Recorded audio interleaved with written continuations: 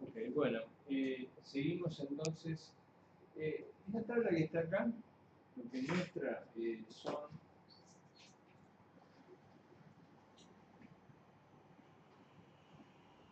los radios iónicos, está mal, las conductividades iónicas, eso tengo que corregirlo.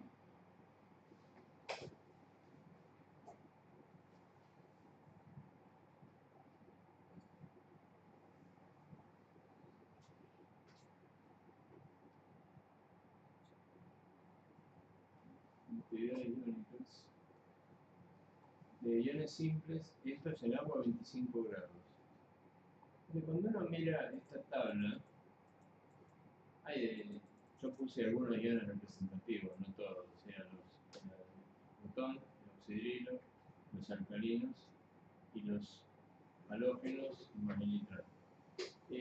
Lo que uno ve en esta tabla es una cosa que a primera vista es extraña, ¿no? Teniendo en cuenta la relación de Balde, que dice que la conductividad en un determinado solvente a una temperatura debería ser inversamente proporcional al radio iónico.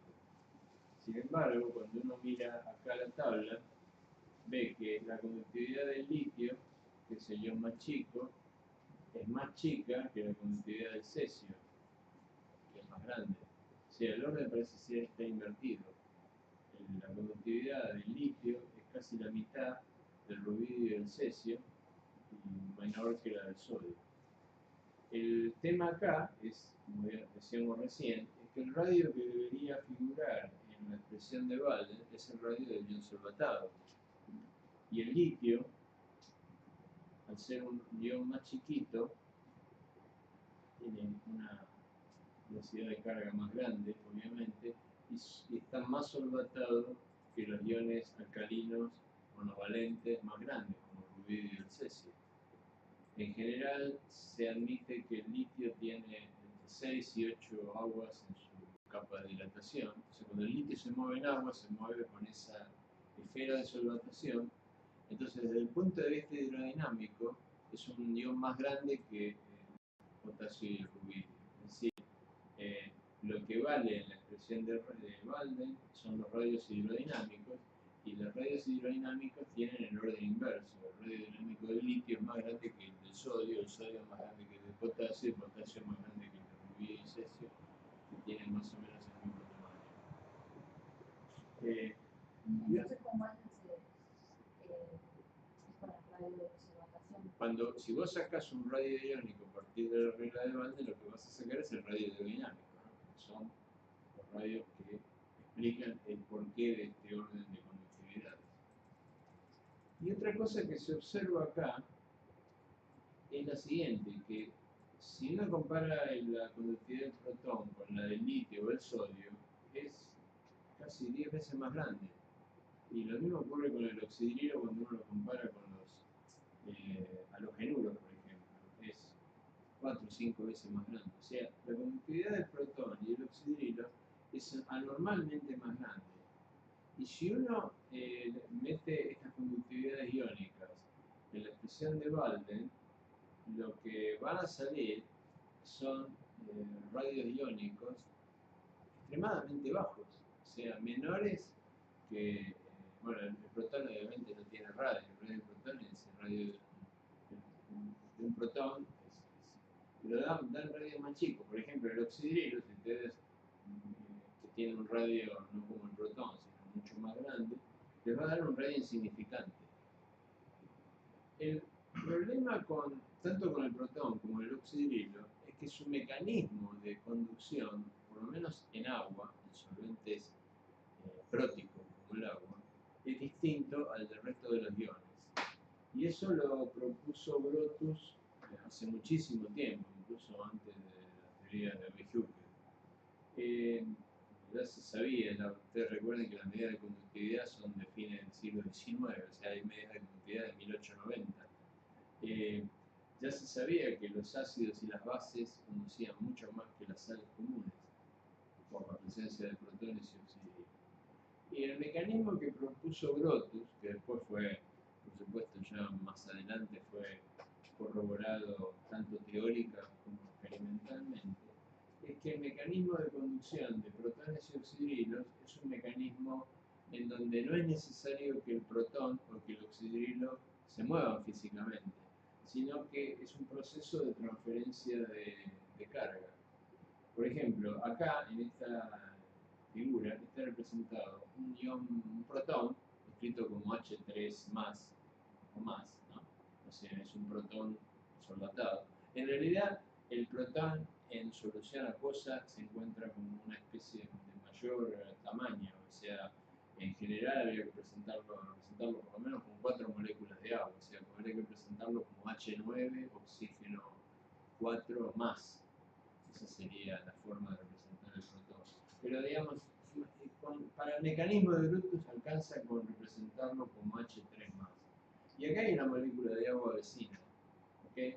Entonces lo que sucede es que hay una transferencia de carga, hay una transferencia de electrones del oxígeno al anión OH del protón, de manera tal de que la carga queda, al transferirse los electrones, queda en la molécula de agua vecina. Entonces no hay necesidad que el protón se mueva, el proceso es una transferencia electrónica, y eso es mucho más rápido que el movimiento del ion. Y lo mismo se puede hacer para el oxidrilo. O sea, nada más que la carga va a ir para el otro lado, ¿no? Si uno H al lado de un agua, se transfiere el protón, se transfiere carga, en este caso del OH al agua, y queda el oxidrilo donde estaba el agua. Y uno puede plantear un mecanismo de Brutus para el transporte de agua. En ese caso, no es necesario que el protón y el oxidrilo se muevan físicamente, sino que es una transferencia de carga que es mucho más rápida, y esto explica el porqué de la gran movilidad eléctrica y gran conductividad de los protones y oxidrilos frente al resto de los iones. Bueno, estas dos transparencias que vienen las vamos a pasar muy rápidamente. Es simplemente para que ustedes tengan la idea de que el mecanismo de fricción viscosa en realidad no es el único que opera en el movimiento de un ion en el agua o en un solvente determinado. Hay también lo que se llama una fricción dieléctrica. La fricción dieléctrica, o sea, hay modelos más avanzados todavía, más minuciosos, moleculares, en donde consideran el efecto que tiene la polaridad del solvente sobre el movimiento del ion. Cuando ustedes imaginan un ion que, por ejemplo, un ion positivo, un catión, por ejemplo el litio,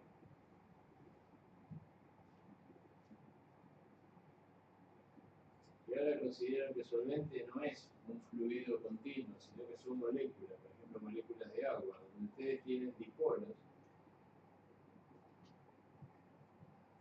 y donde esos dipolos naturalmente van a estar orientados de manera tal de que, en el caso del agua, el oxígeno va a estar apuntando hacia el litio y los hidrógenos van a estar apuntando hacia afuera, o sea, va a haber una distribución de dipolos de este tamaño.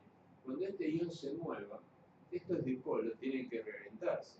O sea, cuando este ion se mueve hacia acá, estos dipolos se van a orientar, pero siempre, a medida que van quedando atrás, siempre van a estar apuntando con el lado negativo hacia el ion. Y los que están acá, si estaban así, van a tener que darse vuelta y acomodarse para tender a interactuar con el ion del lado que corresponde, energéticamente es más favorable. Entonces eso genera toda una redistribución del solvente alrededor del ion cuando se mueve, pero que en definitiva lo que hace es que si el ion se mueve en este sentido, el ion positivo se mueve en este sentido, tiene una especie de exceso de dipolos que están orientados de esta manera y que de alguna manera lo están frenando, porque están tirando del ion, evitando que se mueva en la dirección del campo eléctrico. Y eso es lo que se conoce con el nombre de fricción dieléctrica. O sea, no solamente está la fricción viscosa, sino está la interacción del ion con los dipolos del solvente. Eso es mucho más difícil de modelar, pero hay gente que lo ha hecho. Por ejemplo, Swansea modeló eso y vio que esta es la expresión para la energía de interacción dividido en lambda por eta. Este primer término vendría siendo la fricción viscosa. O sea, este primer término, si ustedes lo miran hasta acá, es simplemente la regla de Walden. ¿Okay? La fricción dieléctrica lo que agrega es otro término que tiene una dependencia del producto lambda por eta, en este caso la inversa de lambda por eta, que es distinta a la de Walden, totalmente distinta, porque en Walden, ustedes recuerdan, lambda por eta era inversamente proporcional a R, ¿no? Está acá, no que está escrito al revés. En el caso de la fricción dieléctrica, el producto lambda por eta es proporcional al R al cubo, o sea, no va como la inversa, sino va como la tercera potencia de R, o sea, aumenta la fricción dieléctrica, aumenta a medida que aumenta el tamaño del ion. Y Q es un parámetro que depende de las características polares del solvente, justamente, depende de su constante dieléctrica estática y de la constante dieléctrica a frecuencia infinita, que es igual al cuadrado del índice de refracción, y de un parámetro tau, que es el parámetro más importante, que es el tiempo de relajación, se llama tiempo de relajación de Debye. Básicamente tiene que ver con el tiempo que tarda un dipolo en reorientarse en presencia de un campo eléctrico. En este caso, el campo eléctrico local que genera el ion, no se mueve. Entonces, esto es muy importante. Cuando mayor es tau, mayor es Q y mayor es el efecto sobre la fricción dieléctrica. Un ion que tenga un tau infinito quiere decir que no responde al movimiento del ion. No alcanza a poder moverse mientras el ion pasa. O sea, es como si fuera no polar. Entonces, tau es el parámetro más importante de este modelo. Ahora, ¿qué pasa cuando uno aplica este modelo que desarrolló Swansea en el año 70 al caso de los iones? Por ejemplo, cuando uno grafica lambda por eta, es el producto de Walden, en función de la inversa del radio. Esta recta es la representación de la regla de Walden, o sea, lambda por eta proporcional a la inversa del radio. Esta es la recta, esta recta que está acá es la que predice la regla de Walden. Ustedes fíjense en que los iones alquilamonio están representados acá por C4, C3, C2, C1, sería tetrabutilamonio, tetrapropil, tetrametil y tetrametilamonio, y hasta el cesio casi obedecen esa regla. O sea, los iones grandes obedecen esta regla. Estamos hablando siempre en agua, ¿no? Ahora, si ustedes miran, el potasio, el sodio, y sobre todo el litio, ya se alejan totalmente. Ahora, ¿qué predice el modelo de fricción dieléctrica de Swansea? Predice la curva que está marcada acá en puntos, esta que está acá. Y lo que predice para el litio es que prácticamente la conductividad del litio debería ser casi cero. O sea, lo que este modelo predice es que la fricción dieléctrica es infinita cuando el radio iónico tiende a cero. Pero ya para el litio predice un valor que es mucho menor que el experimental. Es decir, va en el sentido correcto. Es decir, fíjense que si yo acá extrapolo la recta de Walden al radio del litio, me da que la conductividad que tendría que tener el litio sería enorme. Esta me da que es menor, pero es como que esa corrección se pasa para el otro lado. O sea, sobreestima la fricción dieléctrica enormemente. Bueno, esto es porque es un modelo relativamente simple de fricción dieléctrica. Hay modelos un poco más elaborados que surgieron después. El mismo Onsager, casi 50 años después del modelo de Onsager, todavía seguía vivo y hizo un modelo de fricción dieléctrica que da otra dependencia para la viscosidad. Ellos consideran, tienen otro approach al problema. consideran que la viscosidad es la que se ve afectada por el solvente, la polaridad del solvente, y calculan que la viscosidad del solvente es distinta según la distancia al ion. Es como que el solvente, al ordenarse los dipolos en presencia del ion, se vuelve más viscoso, localmente. Entonces la viscosidad, en lugar de ser homogénea, es una función de la distancia del ion.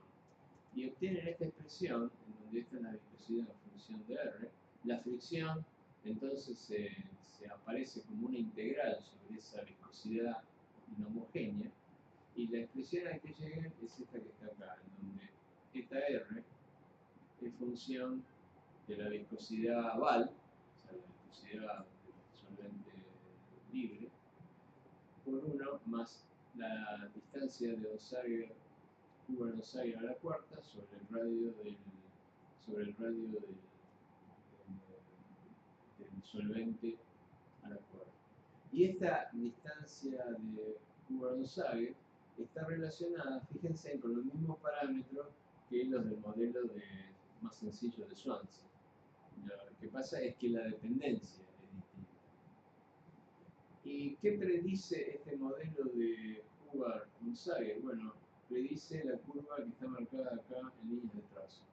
Es decir, los iones grandes más o menos da como fricción viscosa, y también reduce la fricción dieléctrica, reduce la conductividad, pero no la reduce lo suficiente como para explicar los datos experimentales.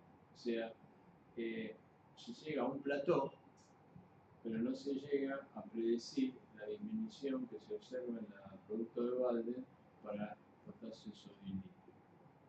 O sea que podríamos decir que los resultados experimentales, la realidad, es algo intermedio entre el modelo de Swansea y el modelo de Hubbard-Onsager.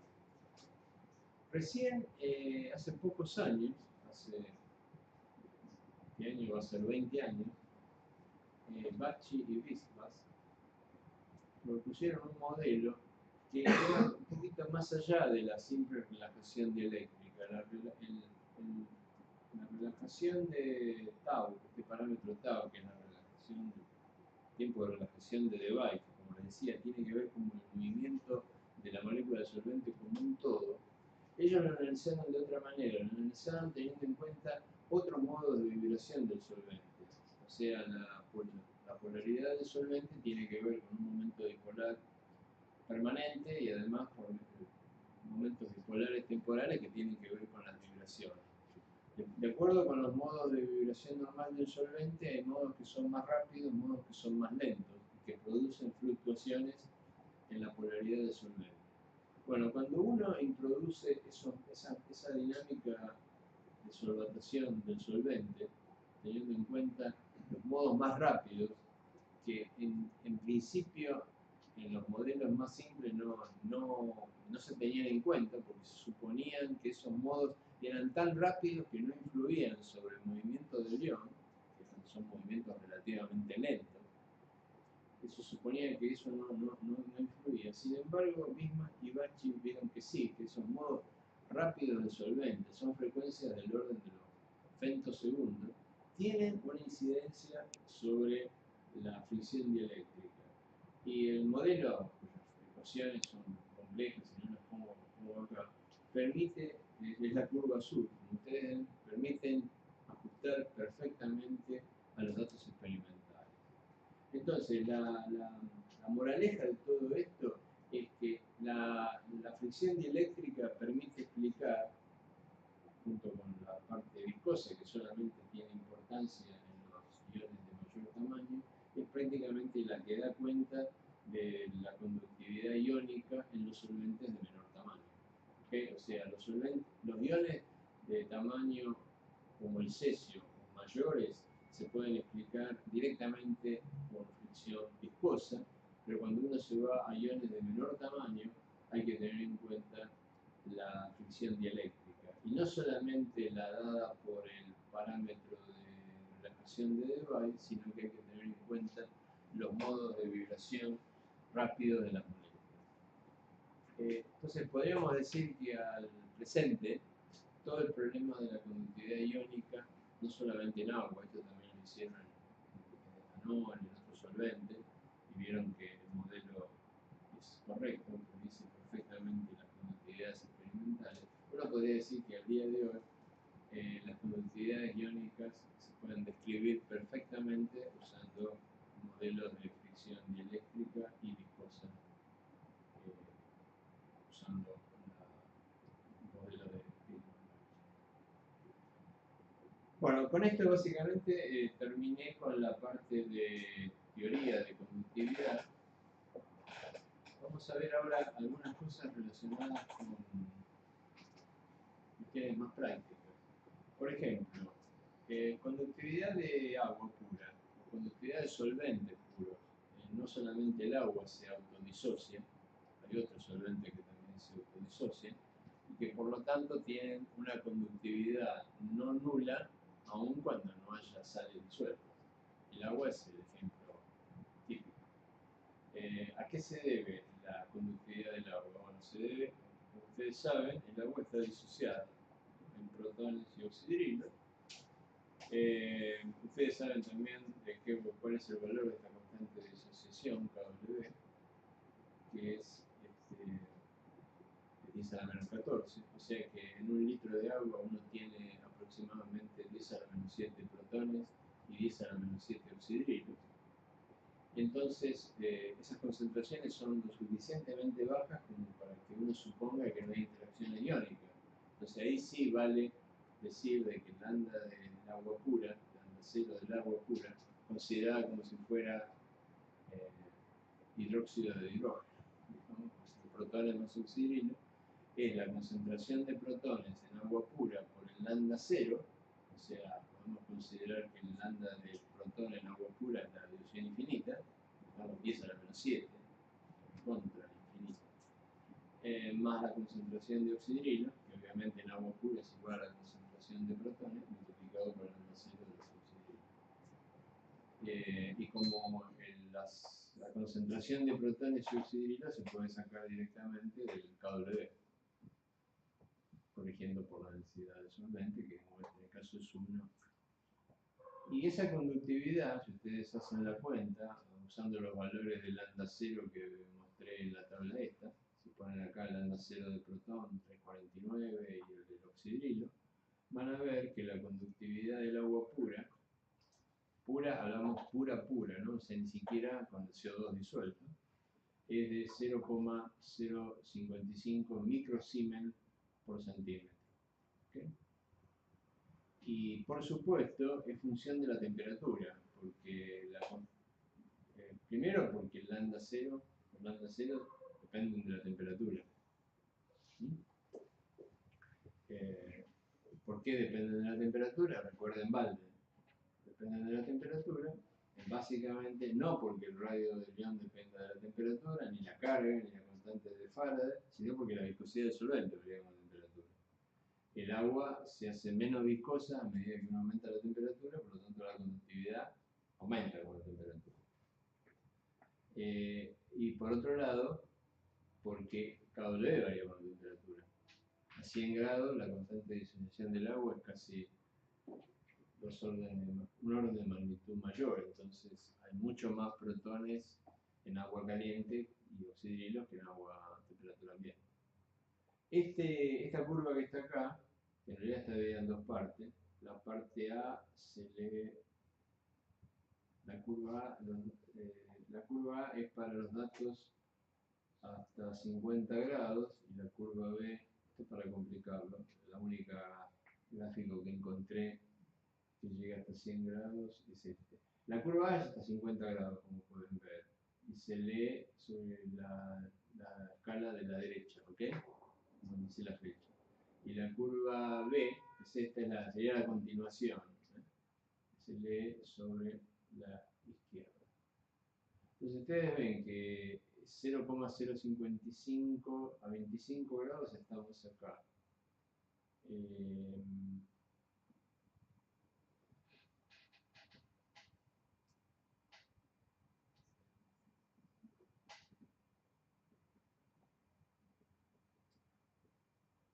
perdón, 25 grados sobre la curva de la 25 grados es acá, pero sobre esta curva. O sea, 25 grados sería acá, esto es 0, ¿No me sale sobre la? no, perdón, estoy diciendo sobre la 25 grados acá, sería este valor de 0,055 por acá. Pero fíjense que a medida que la temperatura aumenta, varía, ¿no? Va aumentando. Sobre la curva esta la elevo acá y si voy a mayor de temperatura la elevo sobre la otra curva. Obviamente que si el agua tiene anhidro carbónico disuelto, perdón, el anhidro carbónico con agua fue ácido carbónico que está, es débilmente disociado, pero está disociado, entonces la concentración de especies iónicas aumenta la cantidad de protones y aumenta la cantidad, y hay bicarbonato, iones bicarbonatos en el medio. ¿Okay? No llega a haber carbonatos porque la segunda constante de disociación del carbónico es muy baja, pero el agua, cuando ustedes la sacan del milicu, es agua teóricamente pura, debería tener esta conductividad. Esto en resistividad, la inversa de esto es 10 megón-centímetros. Eso más o menos lo que marca el medidor del equipo de purificación de agua cuando ustedes recién la sacan. Pero 18, ¿no? 18, perdón, sí, 18 megón por centímetro. Ese es lo máximo. Eso, justo te quería preguntar así, ¿cómo salía el agua, digamos, del milicubo? O sea, Sale con eso.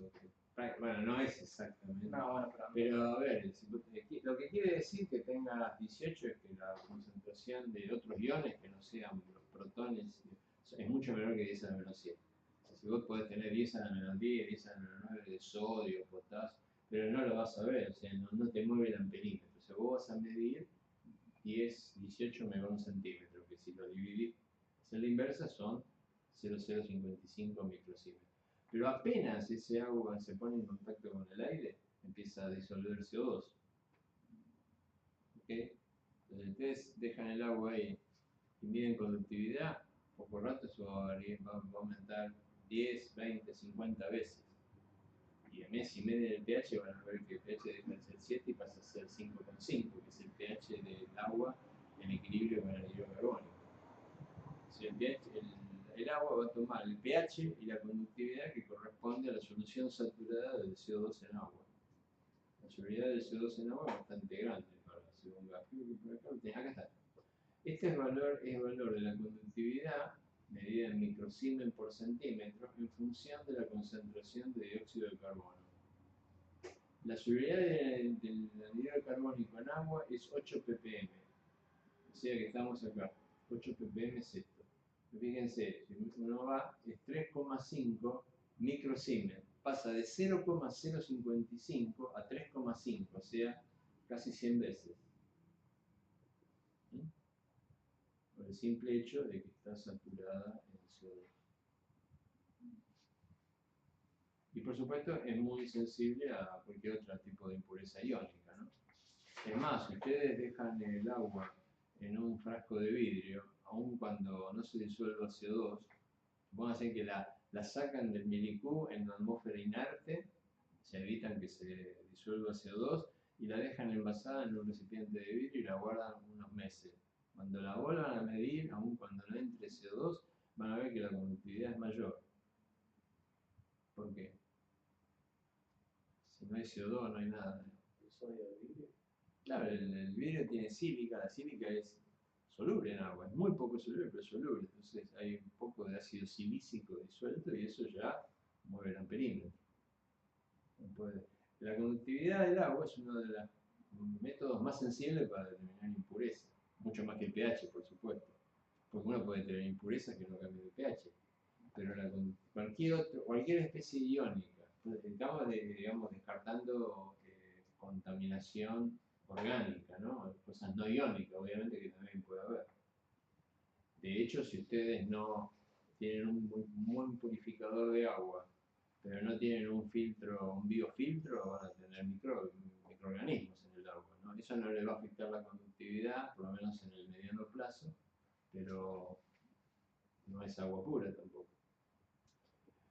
De hecho, la conductividad es lo que se emplea en la industria para medir la calidad de agua en calderas, generadores de vapor, donde la calidad del agua es muy importante, que no tenga sales, porque si no produce depósitos en los tubos de intercambio iónico, de intercambio calor. ¿Cómo se mide la conductividad? Esto es importante. Cuando uno necesita hacer medidas de... Bueno, vamos a empezar por lo más simple. Cuando uno necesita medidas de mucha precisión, estos son sistemas que se utilizan para medir calidad de agua en la industria, fundamentalmente, o en el laboratorio cuando no necesita demasiada precisión, usa electrodos que son electrodos de inmersión o electrodos de flujo. Estos son los típicos electrodos de inmersión que seguramente algunos de ustedes han usado en el laboratorio. Son dos electrodos de platino con distintas geometrías. Acá hay acá en este que está acá, hay un cilindro de platino acá, metido sobre un tubo de vidrio, y de arriba hay otro. Acá hay tres. Estos se sumergen, este tubo está abierto, entonces la solución, cuando uno sumerge esto en la solución cuya conductividad quiere medir, el líquido tapa los electrodos. Y esto se mide lo que hace el conductímetro, el aparato del laboratorio, es aplicar generalmente lo que hacen es aplicar una corriente y medir la diferencia de potencial, es decir, miden la resistencia de la solución. Y ahora vamos a ver cómo esa resistencia permite calcular la conductividad específica. Otros sistemas, por ejemplo, que se usan más en la industria para hacer medidas continuas, es una celda de flujo, donde lo que uno mide, la solución que uno mide, circula a través de la celda. Acá, esto es un tubo de vidrio, hay dos electrodos, los contactos exteriores son estos. Lo que se ve acá es el contacto exterior, no se ven los anillos de platino que están adentro, pero hay dos anillos de platino que están en contacto con el fluido que pasa acá. Son celdas de donde no se necesita gran precisión. Cuando uno quiere hacer medidas de precisión, tiene que recurrir a este tipo de celdas que ven acá. Según que las soluciones sean muy diluidas, sean muy concentradas, se pueden utilizar electrodos que están más separados, más juntos, y también dependiendo de la cantidad de solución de que uno dispone. Por ejemplo, si uno va a hacer una medida en un sistema electrolítico de los que se utilizan en batería, que utilizan sales de litio que son relativamente caras, como el litio triflate o anhimidas de litio, y solventes orgánicos que también son relativamente caros, uno no puede darse el lujo de usar medio litro de solución para medir la conductividad, tiene que medirla con unos pocos centímetros cúbicos. Entonces usa celdas que son de este tipo, celdas capilares. Acá ven, esto es un bulbo de vidrio que se llena por acá. Esta parte es capilar casi, o sea, tiene un volumen muy chico. Se llena por los dos costados. Y acá estos son tubos en donde hay un alambre de plata que finalmente hace contacto con dos electrodos de platino que están dentro del bulbo. O sea, ustedes tienen dos electrodos de platino enfrentados en un bulbo. Este bulbo que está acá, que se llena por acá, tiene unos pocos centímetros cúbicos de volumen. ¿Okay? Entonces lo que ustedes tienen es la solución, que llena completamente el espacio del bulbo, o sea, se encuentra entre esos dos electrodos, o tienen, por ejemplo, si están haciéndolo en agua con una sal que es barata, pueden usar un cuarto litro, medio litro de solución sin problema. Entonces pueden tener una celda que básicamente es como si fuera un matraz, donde tienen un bulbo, donde están los dos electrodos, indicando esto, y acá están las conexiones eléctricas, los cables que salen de los dos electrodos de platino, que son los que utilizan para medir la conductividad. Entonces, ¿qué es lo que se hace en una celda de esta? Uno aplica una diferencia de potencial y mide una corriente, o sea, saca una resistencia eléctrica, mide la resistencia de la solución entre los dos electrodos. Para poder calcular la conductividad específica de esa solución, uno lo que tiene que conocer, vamos a buscar el pizarrón,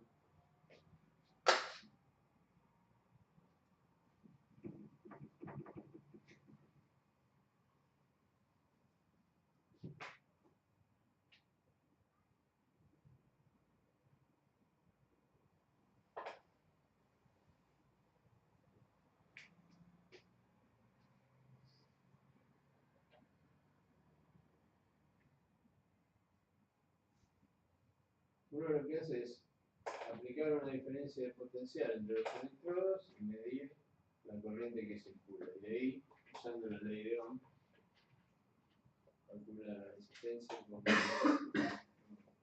la intensidad de voltaje sobre resistencia. Uno, dividiendo estas dos cosas, saca la resistencia de la solución que está entre estos dos electrodos.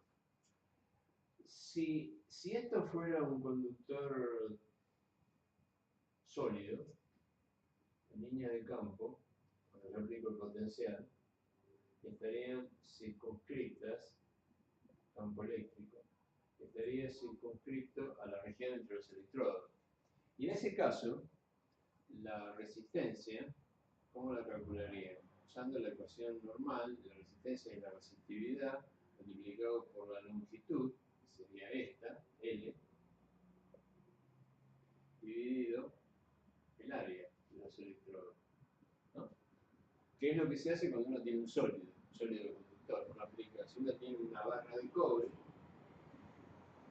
longitud L, y sección S, cilindro de cobre, y uno aplica una diferencia de potencial, la resistencia es la resistividad por L sobre S. ¿Ok?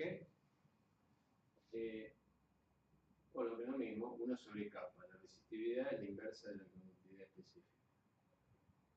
En un sólido, L y S están bien determinados, no hay ninguna duda. En este caso es la longitud del cilindro y el área del cilindro.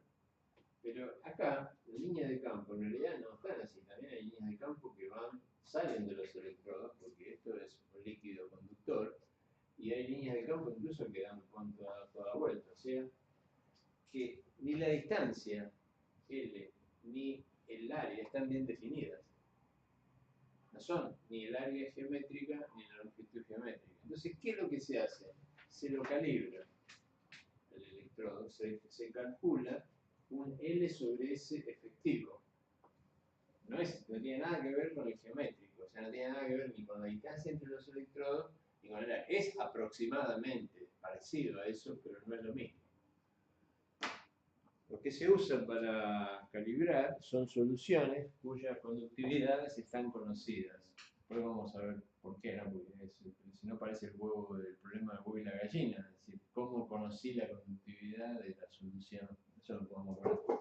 Acepten por ahora de que hay soluciones cuya conductividad específica está conocida, o sea, cuyo kappa es conocido. Entonces yo pongo esa solución, generalmente son soluciones de cloruro de potasio. De determinada concentración. Por ejemplo, yo tengo una solución de cloruro de potasio 0,1 molar, cuya conductividad específica, kappa, es conocida. Entonces yo mido la resistencia de esta solución, ¿no? Mido la resistencia, como el kappa lo conozco, yo calculo la que se llama la constante de la celda, A, que es L sobre S, que es, como está ahí, kappa por R. Entonces calibro la celda, conozco la constante de calibración de la celda. Después pongo la solución cuya conductividad quiero conocer. Pero ya ahora L sobre S, o sea, la constante de la celda la conozco, y entonces calculo la conductividad específica. Ahora sí, les puedo contar cómo se hace para calibrar celdas que tengan, cómo se determinó la conductividad específica de soluciones de cloruro de potasio sin conocer la constante de celda. Bueno, hay otros métodos estos usan corriente constante. Hay otros métodos que se basan en corriente continua y 4 electrodos. La cosa es más o menos así.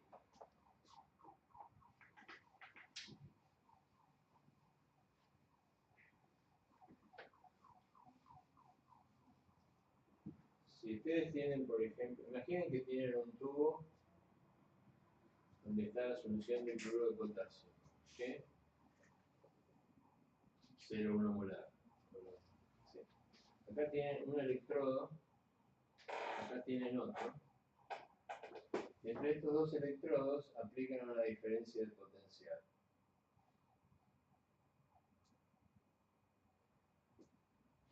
Y acá, una cierta distancia de los electrodos que se llaman de polarización, electrodos 1 y 2, ponen otros electrodos, 3 y 4. Entonces lo que se hace en este método es usar una fuente de corriente constante. O sea, se hace pasar una corriente constante por acá. Y no se determina la diferencia de potencial entre estos dos electrodos porque además de haber problemas de estas líneas de campo que no son exactamente iguales reproducen la superficie del electrodo, hay además problemas de polarización en el electrodo. Además, si ustedes están usando, por ejemplo, corriente continua o alterna de baja frecuencia, están produciendo electrólisis. O sea, cuando están aplicando un potencial, pueden estar produciendo la electrólisis. Entonces, en estas zonas, cerca de los electrodos donde ustedes polarizan, hay cambios de concentración, que también hacen que, además del problema de las líneas de campo, hace que uno no pueda precisar la conductividad, porque si hay cambios de concentración, iría cambiando con el tiempo. Pero lo que se hace es hacer circular corriente usando estos electrodos terminales y medir la diferencia de potencial en estos dos electrodos donde supuestamente todavía no ha pasado nada. Estos electrodos son electrodos que son puntuales, son muy finitos, y entonces esta distancia, ahí sí, lo que uno mide, la diferencia de potencial, independientemente de cuál sea la forma de la línea de campos acá, está determinada por la distancia entre los electrodos y el área del tubo, que es así, está bien determinada. Acá todo esto está lleno de solución y el área no puede ser otra que el área del tubo, y la distancia es la distancia entre los electrodos, en donde la precisión de esa medida está dada por el tamaño de los electrodos. Supongamos que esta distancia sea 2 centímetros y el tamaño, el espesor de los electrodos sea 100 micrones, por ejemplo. Entonces estamos hablando de 0,01 centímetro, ¿no es cierto? O menos. Puede ser 10 micrones incluso. Estamos hablando de 0,01 centímetro. Esto se puede hacer tan grande como uno quiera. Entonces, la imprecisión en la medida es básicamente la imprecisión en la medida en la determinación de TL y del radio. Eso se puede hacer con bastante precisión. Entonces, de esa manera uno puede medir en forma absoluta la conductividad de esta solución y después sí usarla en otros sistemas en donde se utiliza corriente alterna para la medida. Pregunta, ¿y eso no se hace con esto? No, Esos instrumentos pues más fáciles. Claro, es más fácil de medir. Esto requiere un montón de sutileza, digamos, ¿no? Entonces, uno ya se establecieron hace muchísimos años estándares de cloruro de potasio en agua a distintas, incluso en función de la temperatura, porque la conductividad varía con la temperatura. Entonces, hay estándares a distintas temperaturas, hay curvas para el cloruro de potasio en función de la concentración y de la temperatura. Cuando vos querés calibrar tu celda, usás alguna solución de cloruro de potasio, elegís la concentración, vas a esas tablas y a la temperatura y a la concentración que vos mediste, te da la conductividad. ¿Cómo son los...? Hay celdas todavía más precisas que las que les mostré recién, que son de 2 electrodos. Por ejemplo, hay celdas que tienen 3 electrodos.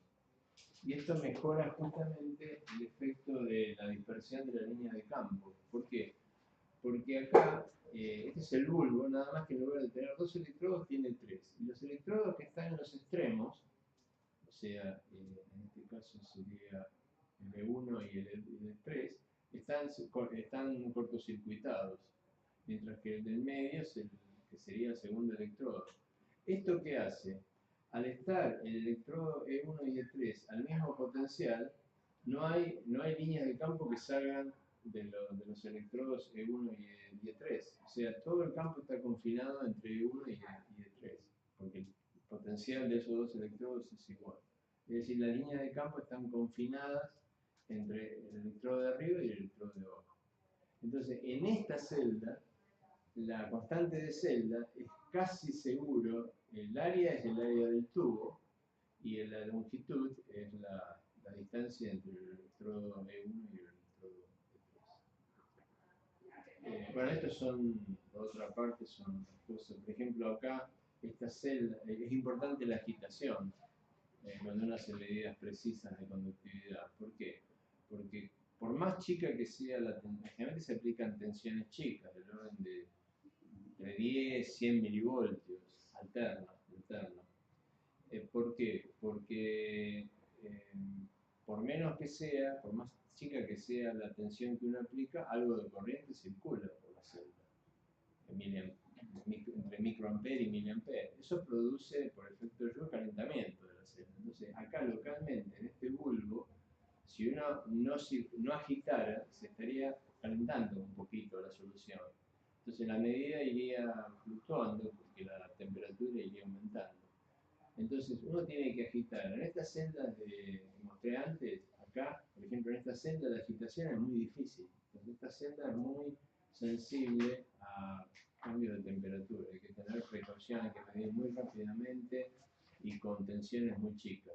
Esta celda se la puede agitar manualmente, o sea, uno tiene un bulbo acá, es como una U que sale del matraz, entonces uno lo tiene sumergido en un baño termostático y dentro del baño, haciendo un movimiento de vaivén del matraz, puede hacer de que salga y entre solución fresca al bulbo, con lo cual uno se asegura de que la temperatura dentro del bulbo, que no está haciendo la medida, es siempre la misma. Pero en esta celda tiene un tricky muy interesante. Acá hay una especie de placa perforada de vidrio también, y acá hay un magneto, un imán. Y esto se pone un agitador abajo, ese imán rota. Al rotar por la placa esta perforada que hay arriba, genera una succión. Y esa succión hace que la solución circule en este sentido. O sea, chupa solución de acá y la hace circular a través del bulbo. Esto hay que llenarlo hasta acá, ¿no? Más o menos se llena hasta esta posición.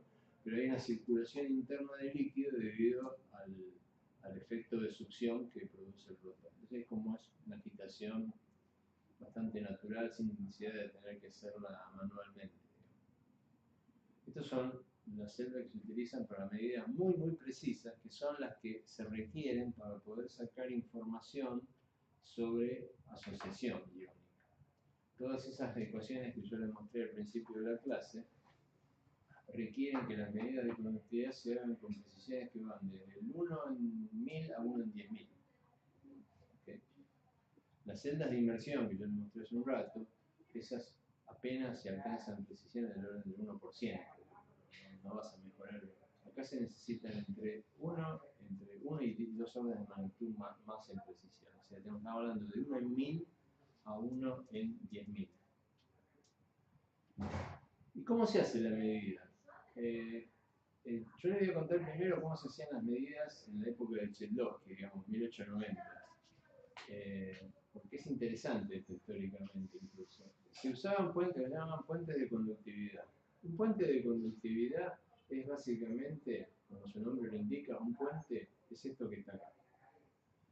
Donde uno tiene, olvídense por ahora de los capacitores, uno tiene una resistencia R3 que es fija, una resistencia R4 que es fija, una resistencia R2 que es variable, que uno la puede variar, ¿cómo? Y acá tiene la celda, que es la celda que uno está tratando de medir la resistencia. ¿De acuerdo? Esto que está acá, Z1, representa la celda de conductividad. Entonces, esto es un puente. Si yo aplico una diferencia de potencial acá, con un potencial alterno, con un oscilador a una cierta frecuencia, ¿qué pasa? La corriente va a pasar por la rama esta, R3, R4, o por la rama esta, de acuerdo a cómo sean las resistencias de las dos ramas, ¿no? O sea, acá tengo, si yo miro esta rama, la resistencia es R3 más R4, que es fija, constante. Y acá tengo una resistencia que es la resistencia de mi celda, más una resistencia R2 que yo la puedo acomodar. Entonces, ¿en cuál está la gracia del puente? Es que uno tiene que lograr de que la resistencia de su solución más esta resistencia R2 sea igual a R3 más R4. Cuando esto suceda, la corriente que pasa por acá y por acá es la misma, y el detector que hay acá marca 0. O sea, la corriente por ese detector es 0. Entonces, eso es lo que hace un puente. Uno tiene dos resistencias, dos ramas que tienen resistencias fijas, y generalmente son iguales. Y uno lo que hace es variar esta resistencia R2 hasta hacer que R2 sea igual a el cociente entre R3, R4 y la resistencia R2. Entonces, cuando uno logra que la corriente por el punto AB sea 0, esta resistencia de la solución es igual a la resistencia R2. Supongamos que R3 y R4 sean iguales. La resistencia de la solución es igual a la resistencia R2 que yo ajusto. ¿Qué es R2 en la práctica? Son unas bobinas de alambre de cobre de distinto diámetro. Unas me dan las decenas de ohm. Por ejemplo, hay la más chica, las más gordas son las resistencias más chicas. Y los hilitos de cobre más delgados son las resistencias más grandes. O sea, si los tipos se tomaban el laburo de hacer bobinas, ¿no es cierto?, de varios metros de longitud, con alambres de cobre de distinto diámetro, y que eso era un ohm, la siguiente eran 10 ohm, la otra era 100 ohm, según el tamaño del alambre.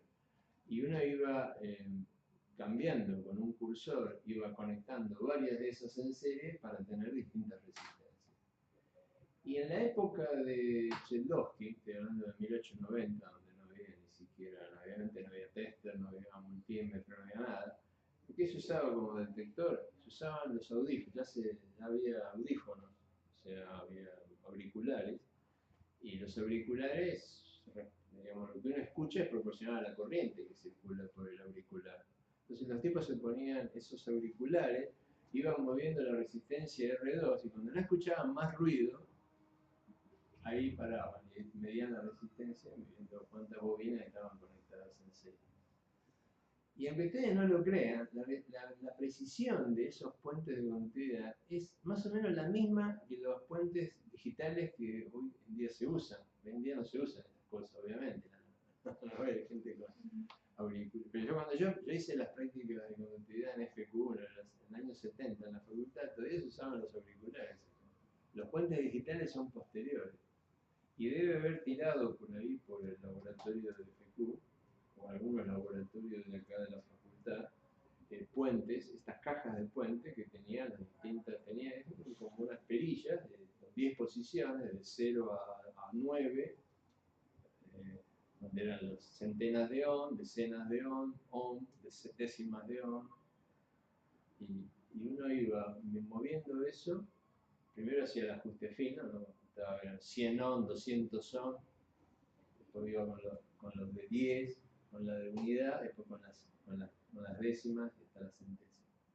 Pero acá hay otro problema más todavía, que es que esto, dos electrodos de platino con una solución en el medio, no es una resistencia pura, hay una capacidad también. La capacidad es la capacidad geométrica, por eso tener dos electrodos con un dieléctrico en el medio, y además está la doble capa eléctrica. Entonces eso es una capacidad. Entonces, en realidad lo que uno balancea, esto es un puente de impedancia, no de resistencia, lo que uno tiene que balancear es la impedancia total. Hay una contribución capacitiva, que el puente, esta rama variable, acá, también hay que ajustar la capacidad. Era un proceso iterativo. Uno ajustaba la resistencia y hasta que daba un mínimo de ruido en el auricular, un mínimo de señal en el detector. Y después variaba la capacidad. Cuando variaba la capacidad, bajaba un poco la señal y tenía que volver a ajustar la resistencia, y así iba iterando hasta que había un punto en donde la capacidad y la resistencia eran las que balanceaban el puente.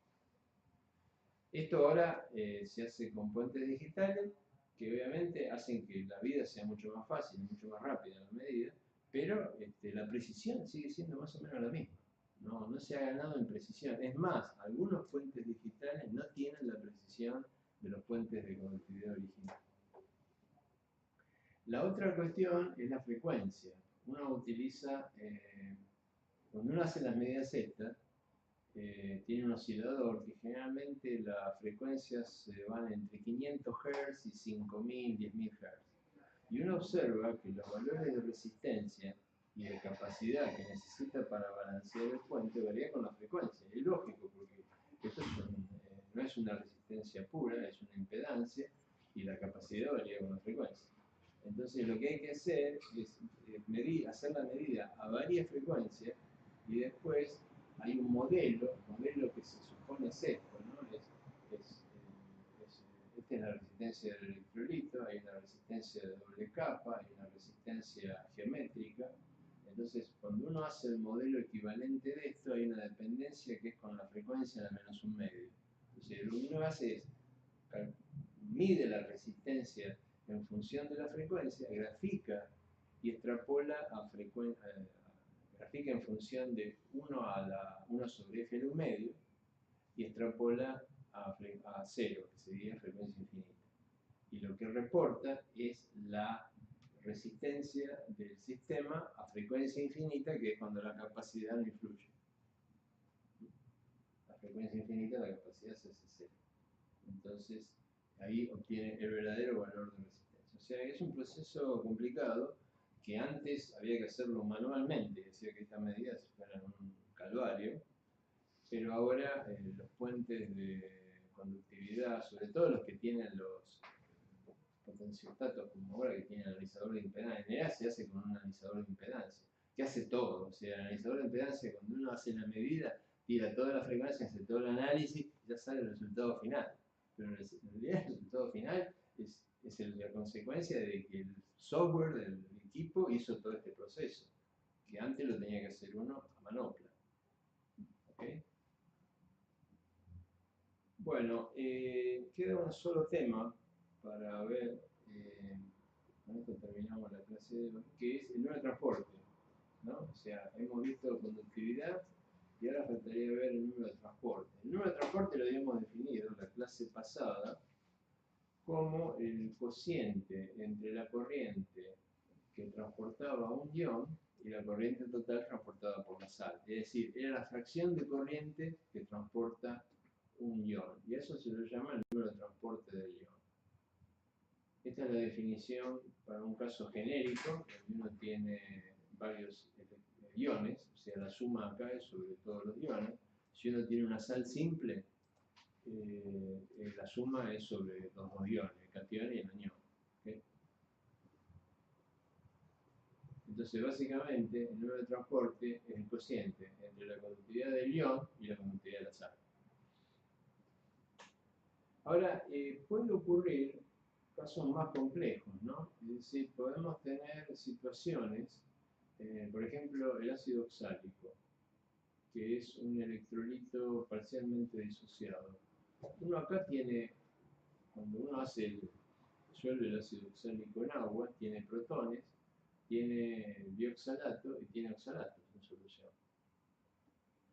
Entonces, fíjense que acá hay un tema, ¿no? Que es que uno de los protones se mueve en una dirección hacia el cátodo cuando uno hace una medida de conductividad, o sea, se mueve hacia el electrodo negativo, son protones, cargas positivas, pero hay un hidrógeno, hay un protón que está asociado al ácido oxálico y que se mueve en la dirección opuesta, porque el bioxalato está cargado negativamente. Entonces, hay una parte de los hidrógenos que se mueven en una dirección y una parte que se mueve en la dirección contraria, dependiendo de cuál sea la cantidad de oxálico que hay, o sea, el grado de disociación del electrolito, que en este caso va a depender de la concentración.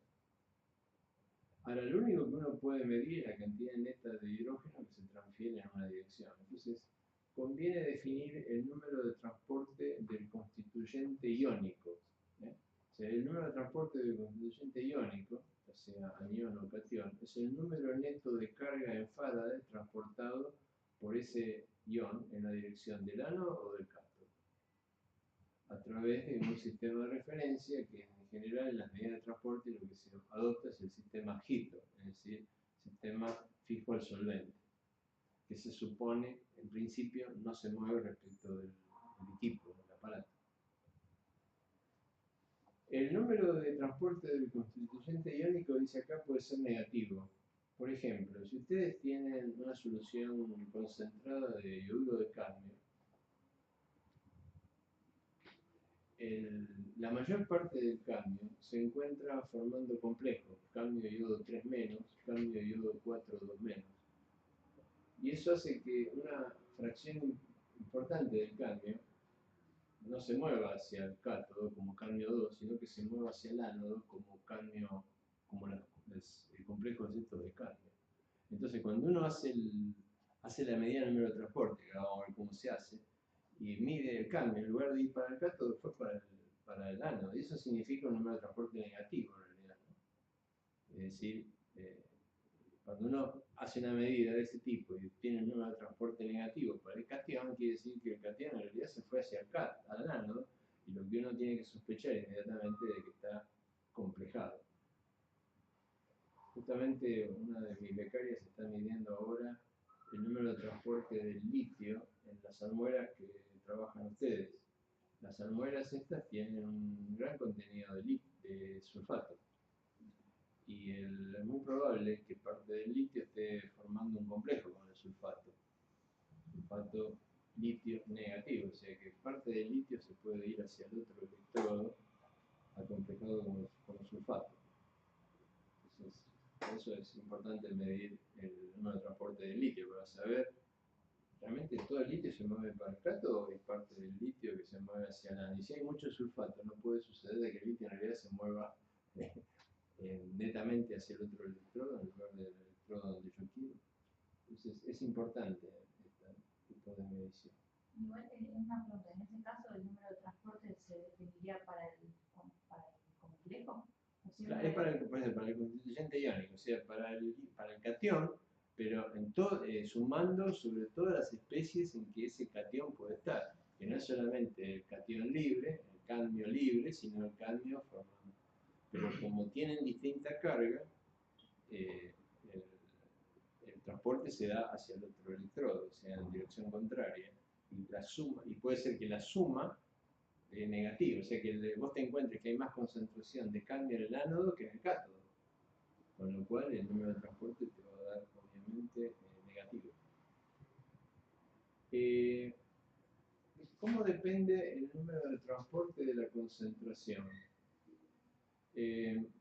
Bueno, nosotros habíamos visto que el número de transporte es el cociente entre, por ejemplo, el número de transporte de catión o anión es la conductividad del anión o el catión dividido la conductividad de la sal. O sea, tiene esta expresión. Entonces, cuando uno considera el efecto de el efecto de relajación, ¿no?, que venía dado por este 1 menos delta E sobre E, donde delta E era el campo local que producía la relajación de la atmósfera iónica. Cuando uno hace este cociente, en realidad está afectado por el mismo factor, es decir, este factor 1 menos delta E sobre E afecta tanto al lambda del ion como a la suma de los iones. Quiere decir que el término de relajación se compensa en el caso del número de transporte y no hay un efecto neto de la relajación. El único efecto es el efecto electroforético. Entonces, uno puede decir de que la dependencia del número de transporte con la concentración se debe a la corrección electroforética nada más. Ustedes recuerdan la ecuación de Onsager, la pendiente de Onsager tenía dos términos, uno que, podemos volver atrás, uno que tenía en cuenta el efecto electroforético, o sea, la viscosidad del solvente, y otro que tenía en cuenta, el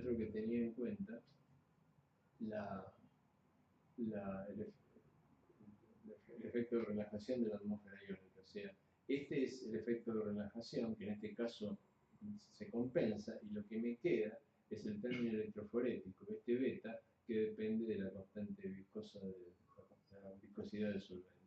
Esto es el único, de estos dos, el único que hay que tener en cuenta en el caso del número de transporte, es el electroforético. Pero hay una regla más o menos empírica que está acá. Si uno hace el número de transporte, finalmente queda el número de transporte de velocidad infinita, más el número de transporte menos un medio por la parte electroforética dividido en la lambda c. Y lo que se ve, claro, acá, como este término siempre es positivo, es que si los números de transporte son mayores que 0,5, o sea, si este t más o t menos es mayor que 0,5, el número de transporte aumenta con la concentración, porque este término es positivo. Pero si el número de transporte es menor que 0,5, o sea, si este paréntesis es negativo, disminuye con la concentración. O sea que es muy simple la predicción de cómo varía el número de transporte de un ion con la concentración. Depende de si es el ion que contribuye mayormente o que contribuye en menor medida. Estamos hablando de una sal simple, un anión y un catión. Si uno tiene el número de transporte mayor que 0,5, obviamente el otro tiene menor que 0,5, porque la suma tiene que dar 1. Entonces, el que transporta mayor cantidad de carga, ese aumenta con la concentración. Y el que transporta menos carga disminuye. Quiere decir que a medida que la concentración aumenta, siempre el que más transporta, transporta más. Y el que menos transporta, transporta menos.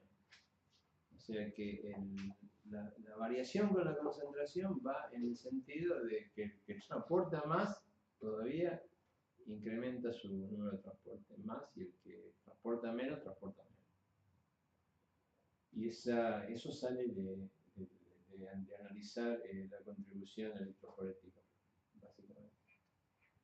¿Y cómo se mide el número de transporte? Fíjense que el número de transporte es importante, ¿no? Porque nosotros cuando medimos una sal, lo que medimos es el lambda. No podemos medir la cantidad de cada ion individualmente. Entonces, si medimos lambda, estamos midiendo el lambda más el lambda menos, básicamente. Si yo ahora mido el número de transporte del catión, y lo multiplico por lambda, voy a obtener el lambda más. O sea que la única forma de obtener las conductividades iónicas es midiendo estas dos cosas, el número de transporte y lo mismo T menos, ¿no? T menos por lambda. Entonces, para tener acceso a las conductividades iónicas, yo necesito medir dos cosas, la conductividad de la sal y un número de transporte. Bueno, hay varios métodos para medir el número de transporte. Yo voy a mencionar acá dos. Este método del límite móvil es un método muy particular porque requiere muchas condiciones sobre que primero tiene que haber una diferencia de color entre la solución y la especie que se está produciendo en un electrodo. Es complicado, no lo voy a comentar. Si quieren algún detalle de eso, pueden ir a ver el libro de Robinson y Stock, donde están descritos todos los métodos. Voy a mencionar los que más se usan, digamos. El método Hittorf es un método muy simple. Básicamente es una celda electrolítica lo que usa el método Hittorf. Supongamos que yo quiero medir el número de transporte de cloruro de sodio en una solución acuosa. Entonces lo que me armo es una celda electrolítica que tenga dos electrodos iguales, reversibles a uno de los iones. Por ejemplo, reversibles al ion cloruro. Lo más fácil es usar un electrodo de plata cloruro de plata. ¿Okay? Reversible al ion cloruro. Entonces, lo que hago es polarizar esta celda. Por ejemplo, esto lo transformo en el cátodo, lo polarizo positivamente, y ahí lo que va a ocurrir es esta reacción, cloruro más plata que da cloruro de plata más electrón. O sea, en esta celda lo que se va a producir es el consumo de cloruro. ¿Ok? Por cada farad de carga que yo pase, se va a consumir en el electrodo un mol de cloruro. ¿Estamos de acuerdo? ¿Qué es lo que dice ahí, no? A esto lo llamo, este es el compartimento anódico,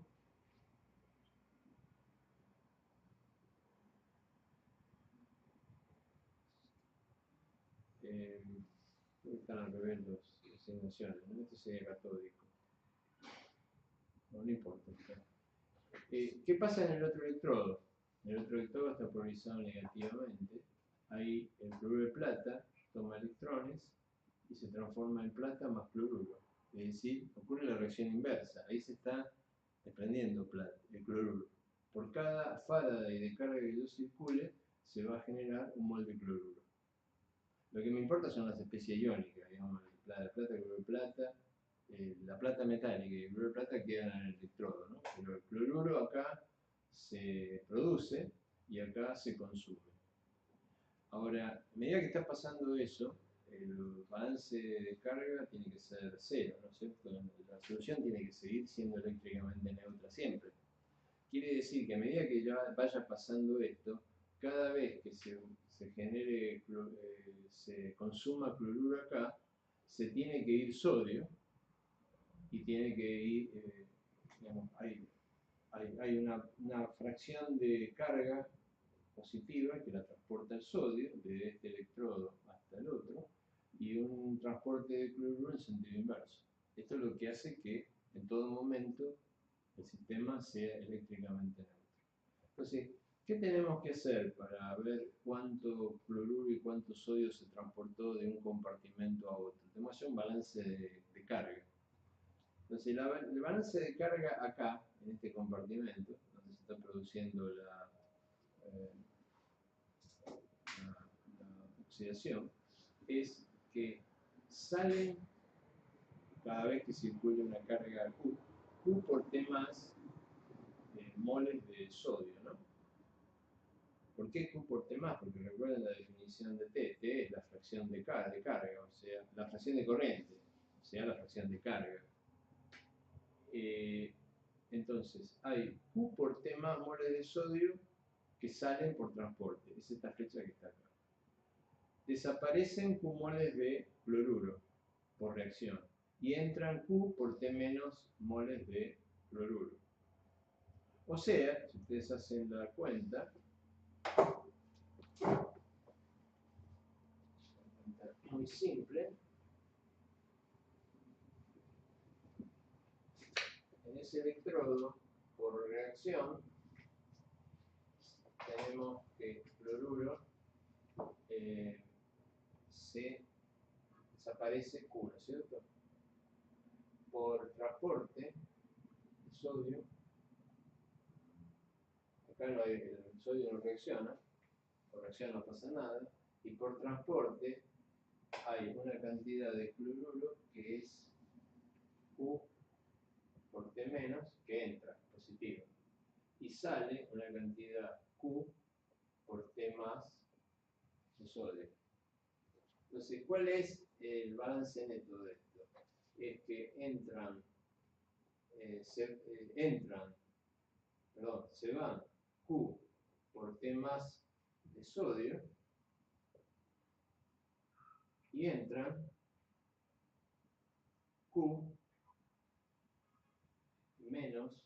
menos Q más Q por T menos de cloruro. Pero esto que está acá es lo mismo que Q por 1 menos T menos, ¿no? O sea, menos Q por T más. ¿Está bien? O sea, el cloruro.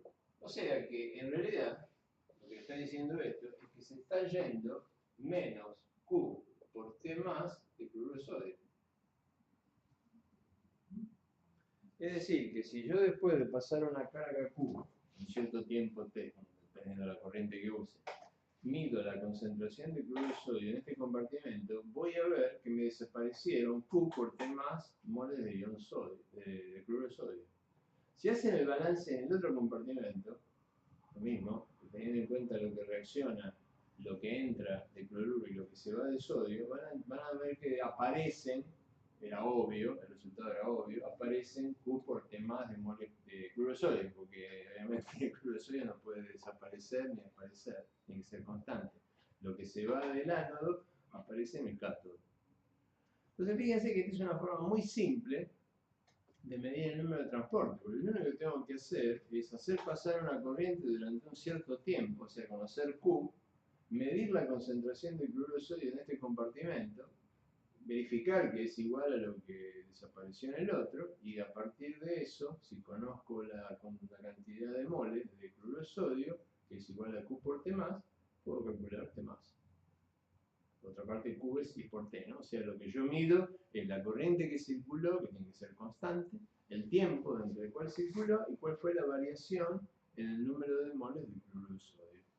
Y el T más lo saco dividiendo I por T, dividiendo esta cantidad de moles de cloruro de sodio sobre I por T. ¿Cómo es físicamente el aparato? Es un aparato muy simple, es de vidrio, tiene los electrodos de plata-cloroplata, en este caso están acá y acá, y tiene dos llaves que separan la parte media del compartimento anódico y del compartimento catódico. ¿Qué pasa en la parte media?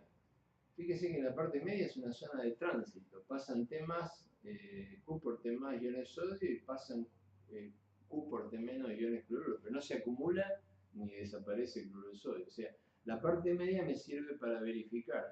Si yo mido la concentración en la parte media, no tengo que observar nada. ¿Okay?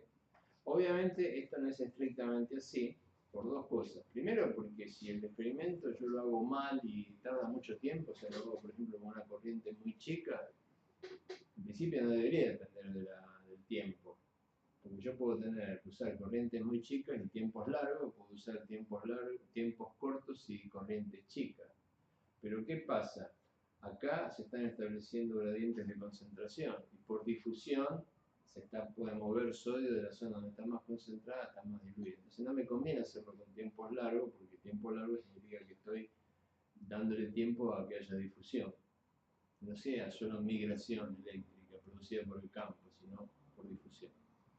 Y por otra parte, los iones, sodio y cloruro, se mueven en sentido opuesto. El sodio se mueve hacia el cátodo y el cloruro se mueve hacia el ánodo. Si esos dos iones estuvieran igualmente solvatados, hidratados con agua, no habría cambio en la concentración de agua en los compartimentos, pero el sodio está más solvatado que el cloruro, eso es un hecho. Entonces, el sodio va a arrastrar más agua para el ánodo que la que arrastra hacia el cátodo del cloruro. Y eso va a hacer que haya que hacer una corrección por el transporte de solvente. Esta corrección es la que está indicada acá. Y eso se hace a través de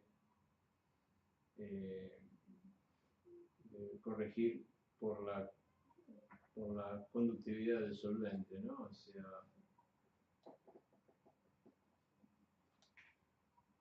por la conductividad del solvente sobre la conductividad de la solución. Esto es una medida de cuánto cloruro de sodio, de cuánta agua es arrastrada por la diferencia de hidratación. La otra manera, eso lo voy a mencionar muy brevemente, de determinar el número de transporte, es un método más elegante porque requiere menos pasos que este. Acá hay que hacer un montón de cosas, hay que tener una fuente de corriente constante, hay que medir el tiempo, hay que sacar las soluciones, analizarlas, o sea, es un método bastante indirecto, hay que medir varias cosas. Es usar una celda de concentración con unión líquida. Les recuerdo que es una celda de concentración. Una celda de concentración es una celda que utiliza los mismos electrodos de cada lado. Es una pila que utiliza los mismos electrodos de cada lado. Por ejemplo, plata, cloruro de plata de un lado y plata, cloruro de plata del otro.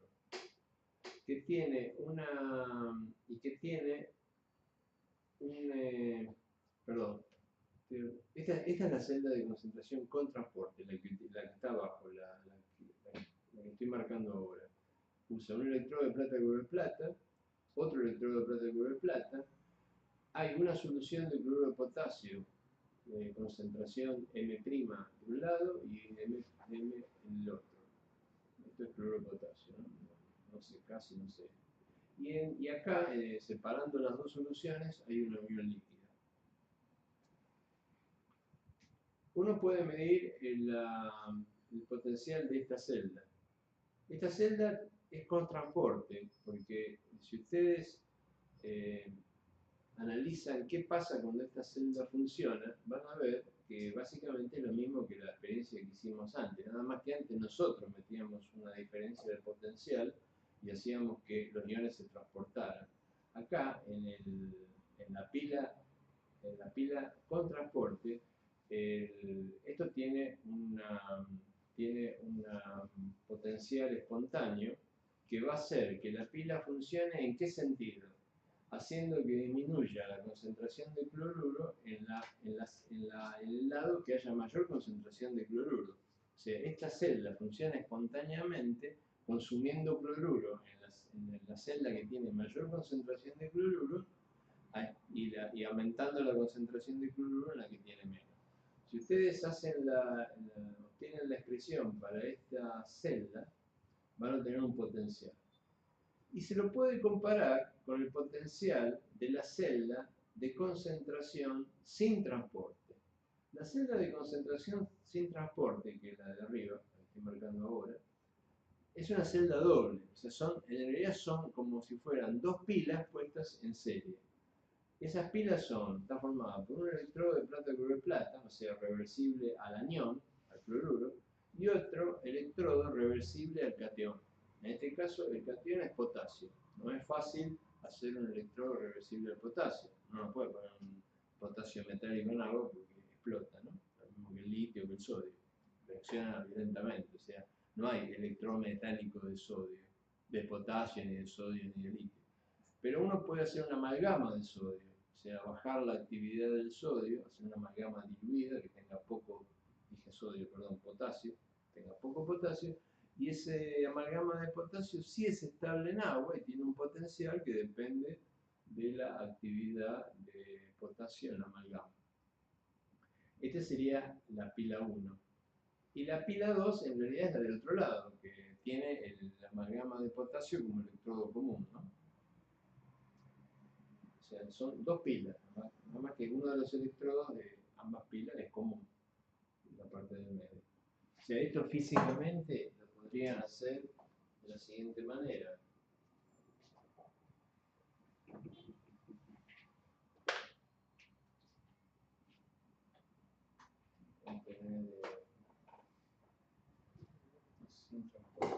Podríamos tener bueno, un electrodo de plata cloruro de plata acá,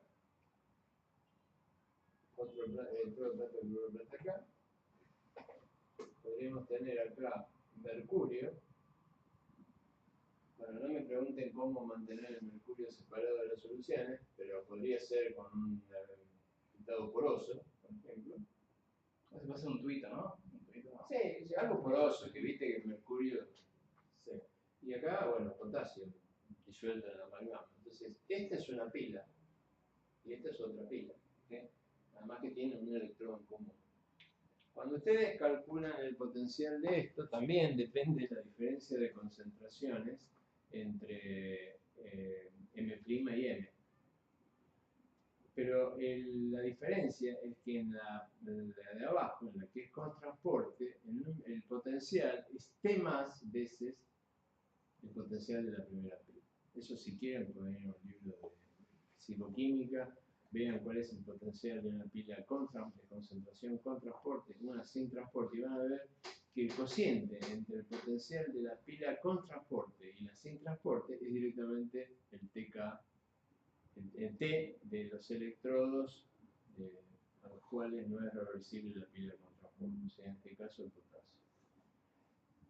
¿Por qué la pila con transporte tiene un potencial menor? Porque fíjense que TK es menor que 1, es un número menor que 1, o sea, el potencial de la pila con transporte es menor que el potencial de la pila sin transporte.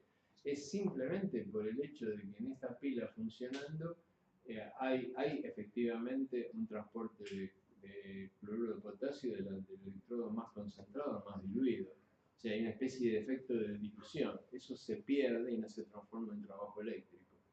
Entonces el potencial de la pila con transporte es siempre menor que la pila de concentración sin transporte.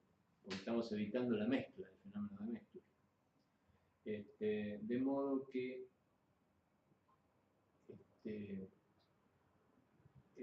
es un método mucho más elegante, digamos, ¿no? Uno arma estas dos pilas, mide potenciales y de los potenciales calcula el número de transporte. Por otra parte, tiene otra ventaja. En el método este, el número de transporte depende de la concentración. O sea, cuando yo mido el número de transporte, tengo que decir a qué concentración de la sal lo medí. No es lo mismo medirlo en cloruro de potasio o cloruro de sodio 1 molar que medirlo en 10 a la menos 3 molar. Entonces, en este caso, yo tengo que hacer una experiencia de tipo Hitler con cada concentración, medir las concentraciones a cada una de las lío. En una pila, una vez que yo la tengo armada, es muy fácil cambiar la concentración de cada compartimento en forma relativa. No hay que hacer, es muy potencial, es mucho más simple que hacer pasar una corriente durante un cierto tiempo, sacar muestras, medir concentración, o sea, es un método mucho más elegante. Así que bueno, con esto terminamos esta parte de electrolitos. Vamos a ver el martes que viene, vamos a ver muy brevemente, pero creo que ya Ernesto Carbo les habló algo de conductividad en electrolitos sólidos, ¿no? Por lo menos en las teóricas que vi que estaban subidas a la página. No sé si lo habrá llegado a comentar en la teórica, pero vi algunas transparencias donde había dibujitos de conducción en sólidos iónicos por vacancias. Sí, creo que lo mencionó cuando nos explicó algo de impedancia. Ah, ok. Ahí habló algo de con Bueno, impedancia se puede igual diferenciar el proceso yo de le voy a conducción, dar como si él no hubiera dado nada. El único, a ver, la única razón por la cual me parece que es importante que tengan algunas nociones básicas de conductividad en sólidos es porque algunos electrolitos sólidos se utilizan en celdas de combustible, las de alta temperatura. Las celdas de óxido, se llama de óxido sólido, que son parte del capítulo de celda de combustible que voy a dar, no tienen ni membranas ni electrolitos líquidos como transportadores de iones, sino que tienen sólidos que a alta temperatura son capaces de conducir iónicamente vacancias. Por esa razón es importante. Digamos, en forma directa en ese tipo de celda de combustible. También es importante la conducción en sólidos en algunas baterías, porque en algunas baterías los materiales que se forman o se producen, o algunos productos secundarios que se forman en los electrodos son conductores iónicos. Y entonces es muy importante saber cuál es la contribución que tienen cuál es la contribución de la conductividad iónica en esos productos que se forman. Por ejemplo, en la batería de litio-aire, que es todavía una batería teórica, no hay comercial, está todavía a nivel de experimentación, se forma la descarga, se forma peróxido de litio sobre el cátodo. Y ese peróxido es un conductor iónico, no es un conductor electrónico. Así que en muchas situaciones prácticas, en baterías y en celdas de combustible, nos encontramos con este tipo de conductor. Y el otro tema que sí también me interesa es el caso de transporte en membranas, porque las celdas de combustible más usadas, más comercializadas hasta el momento, que son las de tipo PEM, se llaman PEM por Proton Exchange Membrane. El conductor es una membrana que conduce protones. Entonces tenemos que tener alguna idea de cómo es la conducción en polímeros, en membranas cargadas. Eso lo vamos a ver el martes y vamos a empezar a ver algo de la parte de los problemas, así que vayan mirándolos y tratando de resolverlos. Acá preguntaron primero si estaba subida la guía. Yo creo que ya la subí, no sé, díganme si estaba subida o no. Y después Noelia pregunta si hay que enviar la resolución de los problemas. Por ahora no, por ahora vayan resolviéndolos y lo importante es que los resuelvan y después en todo caso vamos a discutirlos. Yo no puse los resultados ahí, en algunos no son numéricos, son cualitativos, pero vamos a charlarlos. Después es una cosa que todavía tengo que discutir con Ernesto, cómo vamos a hacer finalmente la evaluación, Puede ser que haya en algún momento hagamos un parate y tomemos algún parcial tipo con problemas y preguntas, y posiblemente haya también algún seminario donde ustedes tengan que preparar algún tema, eso ya más avanzado en el curso, ¿no? Más hacia el final del cuatrimestre. Le vamos a dar algún tema que ustedes puedan elegir, digamos, un menú de temas, y cada uno elige para un seminario sobre ese tema. Que va a ser un artículo, un capítulo de libro, algo pero relacionado con alguno de los temas que hemos visto en el curso, o sea, baterías, de celdas, de capacitores, etc. Así que sí, la respuesta es no hay que mandarlo, pero hay que hacerlo, digamos. Se supone que si después presentamos un problema similar, Perfecto. Bueno. bueno, nos vemos en marzo.